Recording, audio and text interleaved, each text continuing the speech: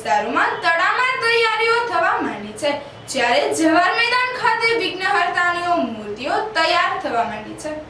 આગામી શુક્રવારથી ગણેશ ઉત્સવનો પ્રારંભ થઈ રહ્યો છે, ત્યારે વિઘ્નહર્તાને આવકારવા ભાવેણાવાસીઓ થનગની રહ્યા છે। ગણેશ ઉત્સવને લઈ શહેરના વિવિધ વિસ્તારમાં મંડળો દ્વારા તડામાર તૈયારીઓ કરવામાં આવી રહી છે। શહેરના સુભાષનગર, રૂપાણી સર્કલ, ગીતા ચોક, માણેકવાડી સહિતના વિસ્તારોમાં ડોક અને કમાનો નાખવામાં આવી રહી છે।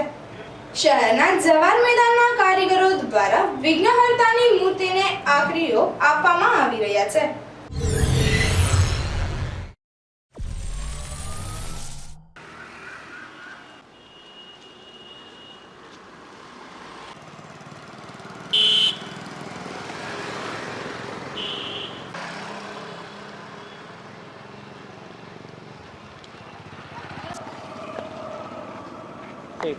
મહેનત પડી હોય